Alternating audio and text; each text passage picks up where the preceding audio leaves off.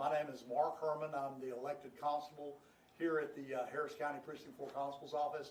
I want to thank our media outlets that are here today. I want to thank Grizzy from Grizzy's Hood News that's here for all you do in our communities. And I think we all can agree that at the end of the day, with your outlets, our main objective is to keep our citizens and our communities safe. And some of this type broadcasting will help people from becoming potential future victims. We have two incidents we're going to discuss today. The first is an undercover prostitution operation that my office has conducted for over the past couple of weeks. This operation was a little bit different from previous ones. Normally we go after the demand side, but in this operation we went after the supply side of prostitution, which is the actual persons having sex for money, and also the demand side. Lieutenant, can we put the first slide? These are 4 individuals that we arrested at, I think one of them was a street arrest on the street, and then the other 3 were massage parlors. We're going to make these photographs available to you by digital format. Sergeant Umanzor will email these to you, and plus she has copies for you to take also. This was the supply side, and these individuals here, we had got multiple complaints in these massage parlors and areas of prostitution, and we sent undercover deputies in, at which time there was sexual talk for transaction that met the requirement of the prostitution laws. All 4 of these individuals have been arrested and given a bond. Next slide, please. These are, I believe, 18 individuals that were arrested in a 3-day time frame. There was our ops plan. I think there was 3 locations we hit along the FM 1960 corridor. I think one of the locations was along the FM 2920 area. And these individuals were arrested. We had female undercover constable deputies, decoys out in and around businesses, and these individuals are alleged to have propositioned these peace officers for sex for money, and they were arrested. The one individual, Garcia, was arrested with a 5-month-old baby in the back seat when he made the transaction. We arrested him at the scene, took possession of the 5-month-old, contacted CPS. I think we eventually ended up giving the child to a family member that came to the scene and took custody of the baby. We all know that prostitution is illegal. It brings other crimes to our area through experience. It brings robberies. It brings homicides. It brings a multitude of illegal things, and we know this just through, I know it just through 40 years of policing in North Harris County. We will not tolerate prostitution or any other crimes in North Harris County. Again, this was a collaborative effort of the Precinct 4 Constable's Office, of our Special Operations Unit, our undercover units, our CID units. I think there was 5 different divisions from within our organization that were involved in this. It was a very labor-intensive operation, but at the end of the day, as you can see, it's very successful, very target-rich environment. I can tell you that we will conduct more operations such as this in the near future. I met with all 8 Harris County constables this past Wednesday, 2 days ago, and we are all in agreement that the constables' offices, we have not received many extra law enforcement resources from our court, and so I think it's probably time that all 8 constables' offices and the other constables are in agreement that we merge forces together and start crossing over precinct lines to do operations such as this, whether it be reverse prostitution stings, traffic initiatives, robbery prevention, retail thefts. So we will be putting folks together internally to start putting those teams together to cross over and basically help each other's precincts and citizens. I think it's a win-win thing, and I'll tell you, Harris County, all of our law enforcement partners, including the state, we work so well together that it's, at the end of the day, it's a win-win situation for our citizens, and that's the direction we're going. So, are there any questions on this specific operation? Do you know if Ricardo Garcia is the biological father of the 5-month-old? Yes, he is. Yes. Any other details you can give us regarding that incident? Yeah, there is, but I really don't want to go into it publicly. You know, that example just shows you that the length of what these people will go through when they're out, you know, trying to solicit for, you know, sex and prostitution. You know, you look at that and just kind of shake your head because you're jeopardizing your 5-month-old baby while you're trying to do this. You don't know who you're dealing with. Thankfully, in this case, it was an undercover police officer, and we were able to protect that child. And you've had several operations over the last year. What have you seen in the number of complaints over the last year as you continue these operations and tackling this problem? Yeah, so policing is what I've learned in 40 years, and any law enforcement person that tells you they will stop crime, it's not true. You'll never stop crime, unfortunately, because people choose to commit crime. But I've learned in my 40 years you can control crime.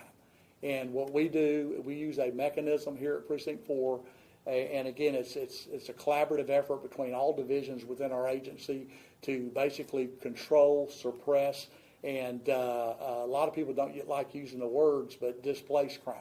And the more you strategically hit an area, the more crime is going to go away, and it'll move elsewhere.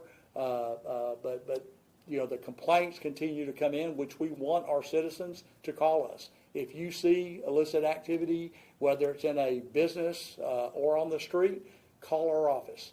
That is what we're here for, and we'll get out and investigate it and make arrests and hold these folks accountable to follow the laws of our state. What area were you guys targeting? We hit 3 different areas along the FM 1960 corridor around 45. We hit on FM 2920, which is a little bit further north. And I think the other one was also on the FM 1960 along right around the Kirkendall area. What were you guys doing? Is this a big problem here, or?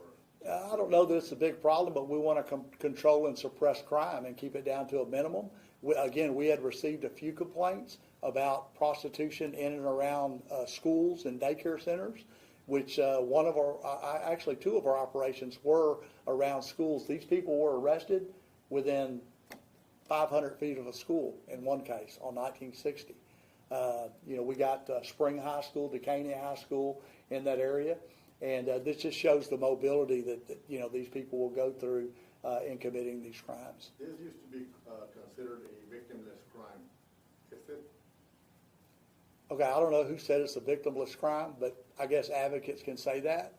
I don't think it's a victimless crime. I don't see how that could be possible, but okay.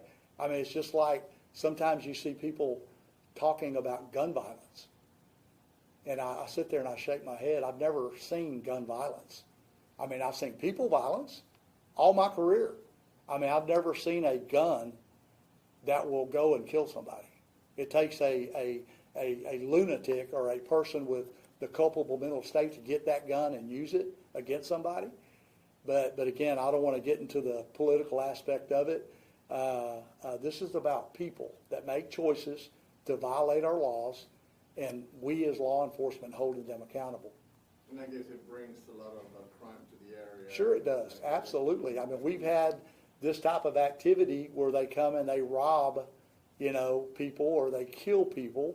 So we want to, you know, policing is a multifaceted approach, whether it be this type of operation, whether it be a traffic initiative, safety deal, whether it be robbery prevention, whatever the crime is, trust me, we've got something in our toolbox to counteract all of those. And I see you're using drones to like surveil the area. How do you use the drone technology to help you in these The operations? drones are fantastic. I mean, I think we're up to 10 drones now, and we have operators in the field that in minutes they're usually on scenes. We strategically put them out when we have police chases and they bail on foot. You saw the deal a couple of days ago where DPS undercover operations asked our office for help making a traffic stop. The people ran. There was a short pursuit. We ended up catching both bad guys, and we used drones to catch them. And these drones, it's really not necessary for us to call the sheriff's helicopter out or DPS's helicopters. These drones are just, they're fascinating.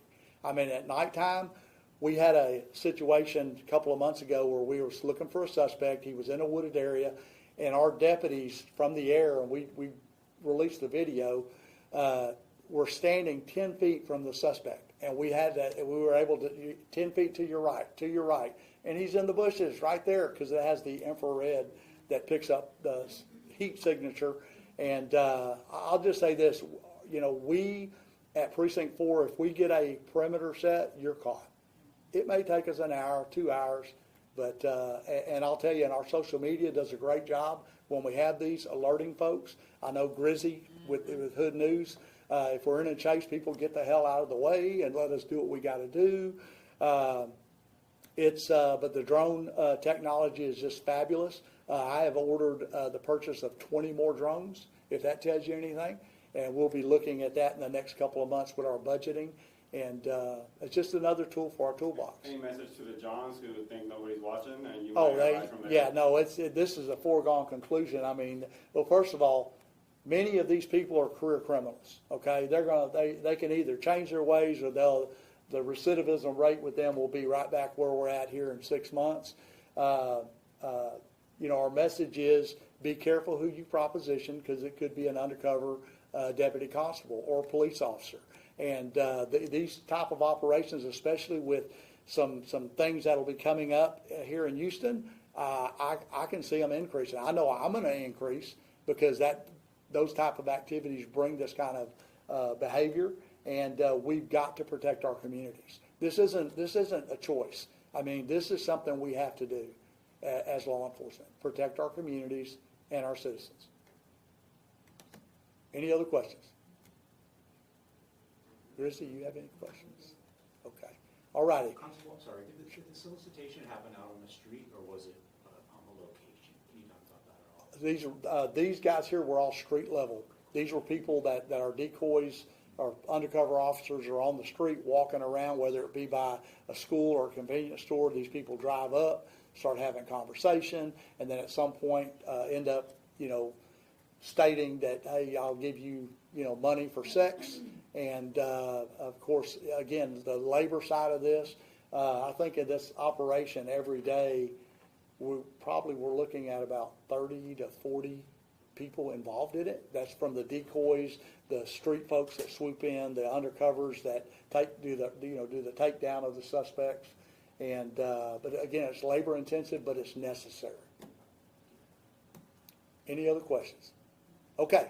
Are y'all all staying for the next press conference on the deal from yesterday? I am. Okay. I'm gonna go ahead and just get started on that. Okay. So again, Mark Herman, Harris County Constable, Precinct 4. So yesterday evening around 8 o'clock at the Costco store on the Northwest Freeway, I think it's 26,000 block, we had a citizen that had put a Rolex watch online to try to sell it. An individual said, hey, I'd like to buy it. I'll meet you at the Costco.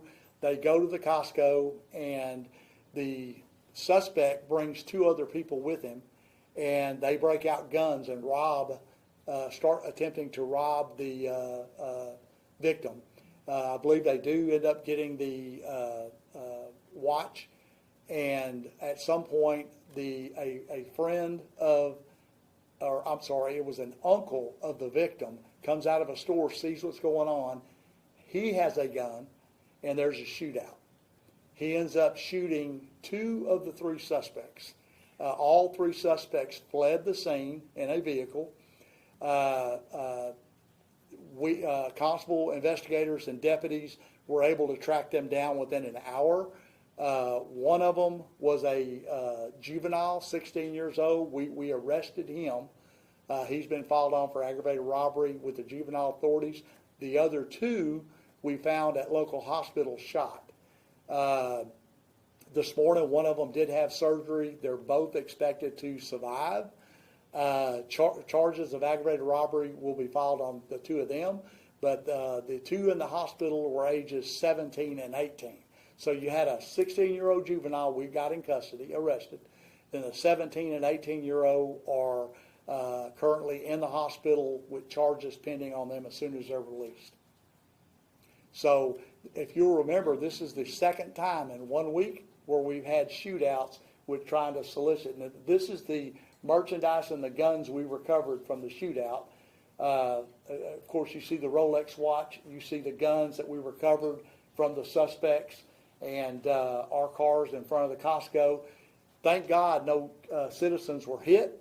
There were the bullets. You know, when you shoot a bullet, it's got to go somewhere, right? We were able to account for every bullet fired by damage either to the building or other vehicles. But all that was mapped out. And again, this scene here was a labor-intensive operation that the Constable crime scene investigators worked the whole thing. Precinct 4 worked this whole thing. We're going to see it through our DA's office and give all three of these people their days in court.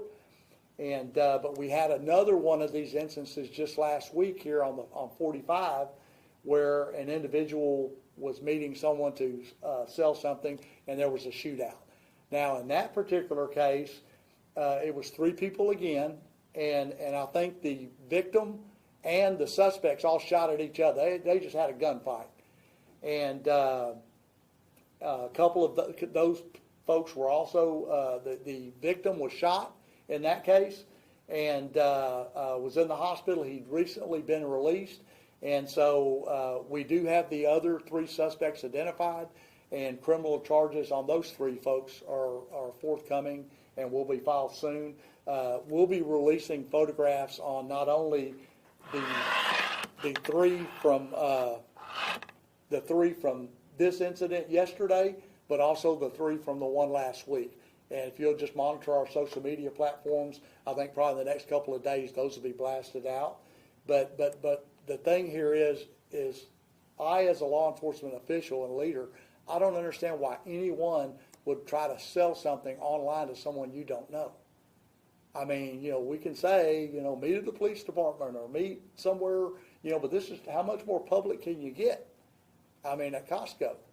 And there are things, you can do to try to diminish your chances of becoming a victim. But, when they're breaking guns out and robbing you, and I mean, you might want to reevaluate if this is something you want to do, versus trying to sell it in the private sector. But these here are becoming more and more prevalent. Again, this is the second one we've had in 1 week in North Harris County. Do you have any tips or recommendations for people that are selling or buying online as to what to do to prevent this from happening? And one of them My recommendation is don't do it. Why would you go meet someone you don't know to try to sell something in a parking lot? That's my recommendation. Why even put yourself in that position? I mean, I don't know how clear to say it. It's, a lot of things in life are just common sense. It's all common sense, no matter what you do. And, for a few $100s, you're risking your life and going and exposing yourself and friends or family to these people you don't know. And I've heard of cases where people have given people their address, and these people you don't know come to your house. Now they know where you live. I just shake my head. But again, I memean, if people choose to do this, just know there are situations like this that could happen to you. And, again, in one of the cases, the guy, the victim had his gun. They got into a shootout, and he ended up getting shot, I think, 3 times. So